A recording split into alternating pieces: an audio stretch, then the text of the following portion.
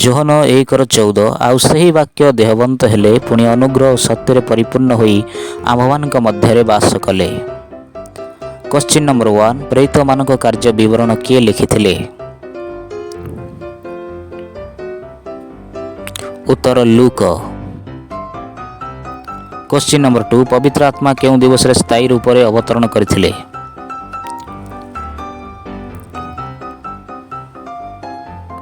ଉତ୍ତର ପେଣ୍ଟିକଷ୍ଟ ଦିବସରେ। Question number 3, ପ୍ରେରିତ ପୁସ୍ତକରେ କେତୋଟି ଅଧ୍ୟାୟ ଅଛି?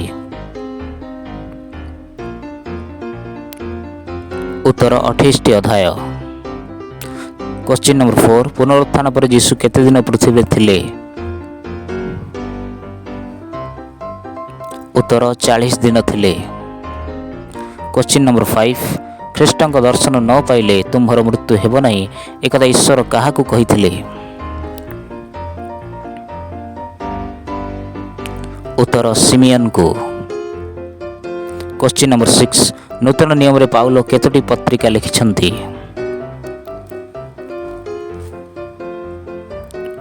ଉତ୍ତର 14ଟି ପତ୍ରିକା ଲେଖିଛନ୍ତି।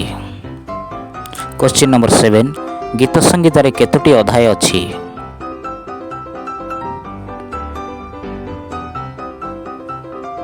ଉତ୍ତର 150ଟି ଅଧ୍ୟାୟ ଅଛି।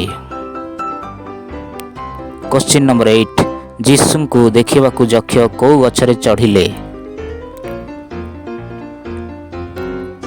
ଉତ୍ତର ଡିମିରି ଗଛରେ। କ୍ୱେଶ୍ଚିନ୍ ନମ୍ବର 9, ସତ ସେନାପତିଙ୍କ ଦାସର କ'ଣ ହୋଇଥିଲା?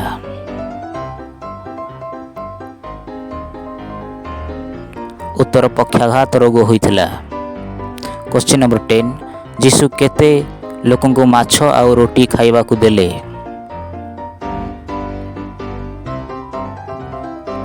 ଉତ୍ତର 5000 ଲୋକଙ୍କୁ।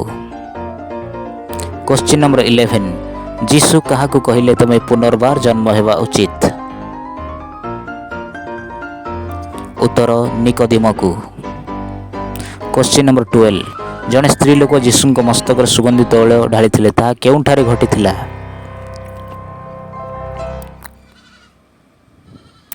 ଉତ୍ତର ବେଥନିଆରେ। କ୍ୱେଶ୍ଚିନ୍ ନମ୍ବର 13, କେଉଁ ଶିଷ୍ୟ ଯୀଶୁଙ୍କୁ 3 ଥର ଅସ୍ୱୀକାର କଲେ? ଉତ୍ତର ପିତର। କ୍ୱେଶ୍ଚିନ୍ ନମ୍ବର 14, ଯୀଶୁ ପ୍ରଥମେ କେଉଁଠି ସେବା କାର୍ଯ୍ୟ ଆରମ୍ଭ କରିଥିଲେ? ଉତ୍ତର ଗାଲିଲିରେ। Thanks for the watching.